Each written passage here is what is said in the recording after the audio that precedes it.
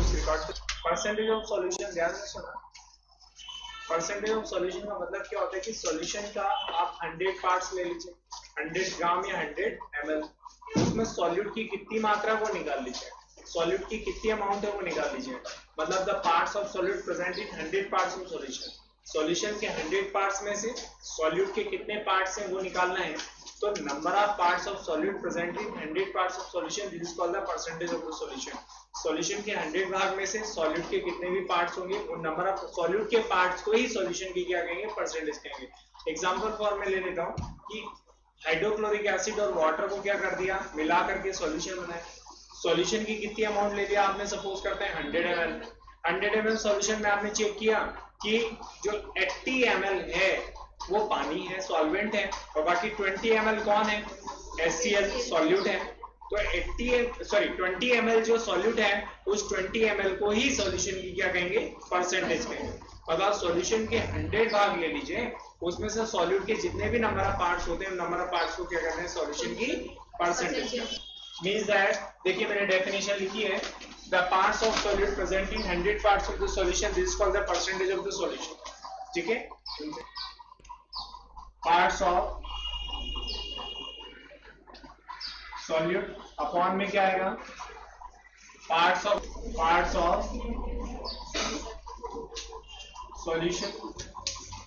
इसका फॉर्मूला है parts of solute into 100 upon parts of solution. देखो ये जो ऊपर डेफिनेशन लिखी है वो इसी फॉर्मूले से बनी है।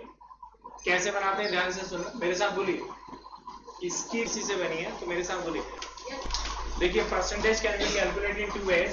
पहली होती है मास परसेंटेज, जब सॉल्यूशन को बाय मास लिया जाए ग्राम किलोग्राम में, और दूसरा होता है वॉल्यूम परसेंटेज, जब सॉल्यूशन को एज वॉल्यूम लिया जाए मिलीलीटर लीटर में। तो अगर मास परसेंटेज निकालना है, मास परसेंटेज तो क्या देगा, mass of solute into 100 upon mass of solution. Volume percentage निकालना है तो क्या करना पड़ेगा, volume percentage volume of solute into 100 upon volume of solution. बात करें, देखिए mass percentage equal mass of solute upon mass of into 100 upon mass of solution, volume percentage equal to volume of solute into 100 upon volume of. देखिए यहाँ पे solution contains 50 gram common salt sodium chloride, common salt मतलब sodium chloride, इसको नमक कहते हैं हम, और 50 ग्राम कॉमन सॉल्ट है घुला हुआ डिजोल्व में, किसके अंदर 50 grams of water, 450 grams of water, मतलब पानी की अमाउंट ली 450 ग्राम और उसमें 50 ग्राम क्या डिजोल्व कर दिया, सॉल्ट डिजोल्व। समझ में आ रहा सभी को, ठीक है। मास ऑफ, देखिए मास परसेंटेज निकालना है तो फॉर्मूला था मास ऑफ सॉल्यूट और अपन मास ऑफ सॉल्यूशन बेटे, और इनटू में कितना आएगा, आप समझिए 50 ग्राम में कॉमन सॉल्ट है और पानी की जो मात्रा है लीट की वो 450 ग्राम है, सॉल्वेंट के जो मास है वो 450 ग्राम है, सॉल्यूट ये सॉल्वेंट ये, तो टोटल मास ऑफ सॉल्यूशन निकालने के लिए दोनों को क्या करोगे, ऐड करोगे। सॉल्यूशन का मास आ गया 500। अब मास परसेंटेज का फॉर्मूला था मास of solute into 100 upon mass of solute, 50 आ जाएगा। देखो मास ऑफ सॉल्यूट की जगह 50, मास ऑफ सॉल्यूशन की जगह कितना आ जाएगा, 500, तो क्या आएगा मास परसेंटेज। देखिए मास ऑफ सॉल्यूट यहाँ रख दिया, मास ऑफ सॉल्यूशन यहाँ 100, यहाँ पर 2 0 से 2 0 कैंसिल, 5 बचा, और 50 को 5 से डिवाइड करेंगे तो कितना आएगा, मतलब मास ऑफ सॉल्यूशन कितना आ गया,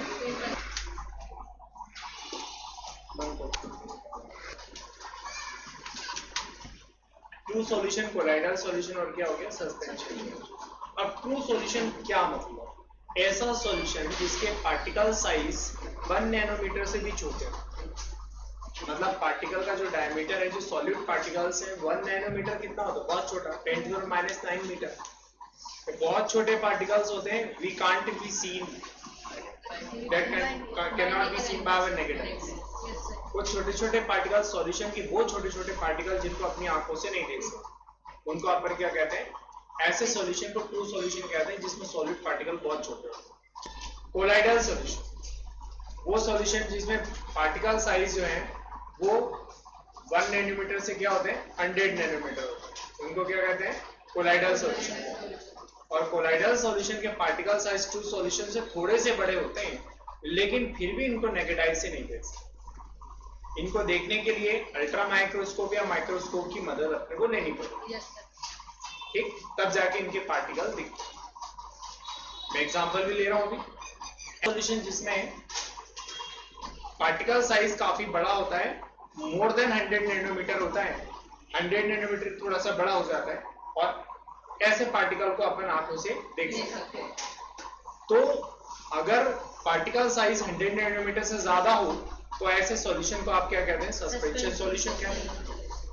अब तीनों का एग्जांपल देखते हैं, ठीक है। तीनों का एग्जांपल, जैसे आपने शुगर को वाटर में डिसॉल्व कर दिया तो शुगर पार्टिकल वाटर में दिखाई नहीं देते, तो वो इसीलिए नहीं होता क्योंकि वहां पर शुगर पार्टिकल साइज क्या होता है? बहुत छोटा, तो यहाँ पर वो नेकेड आई से नहीं देखे जा सकते।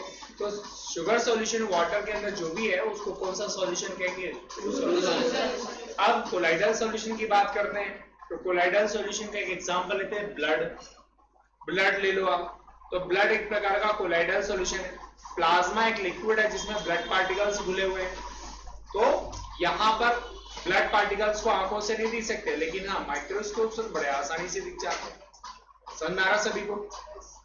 तो ब्लड एक प्रकार का कोलाइडल सॉल्यूशन का एग्जांपल ले लिया। सस्पेंशन सॉल्यूशन मैंने बोला पार्टिकल साइज बड़ा होता है, हम आसानी से नेकेड आई से देख सकते हैं। तो इसका एक एग्जांपल हो जाएगा जो बारिश का पानी होता है जिसमें मड डस्ट पार्टिकल रहते हैं, तो उसको अगर कांच के ग्लास में ले लो, जो बारिश का पानी है कांच के बीकर में ले लो और उसको उसके ऊपर लाइट इंसिडेंट कराओ, वो डस्ट पार्टिकल आपको साफ साफ नेकेड आई से दिख जाएंगे। तो ये सस्पेंशन सॉल्यूशन का एग्जांपल है। Definition लिखिए, such is a solution which solid particles is less than 1 nanometer and we cannot be seen by our naked eyes, and this is the homogeneous nature। ये solution जो homogeneous nature का होता है क्योंकि दोनों जो फेस हैं, सॉलिड फेस और सॉल्वेंट फेस, दोनों अलग अलग दिखाई नहीं देती हैं, मिक्स होती हैं अच्छे से, इसीलिए होमोजीनियस नेचर का है। ये डेफिनेशन देखिए, कोलाइडल सॉल्यूशन वो होगा जिसके पार्टिकल साइज जो है 1 नैनोमीटर से 100 नैनोमीटर के बीच में हो और इनके पार्टिकल्स को भी आंखों से नहीं देखा जा सकता। Such is the solution which particle size is between the 1 nanometer to 100 nanometer, and these particles also cannot be seen by our naked eyes, and this is the heterogeneous in nature। क्या होता है heterogeneous in nature? ये heterogeneous nature का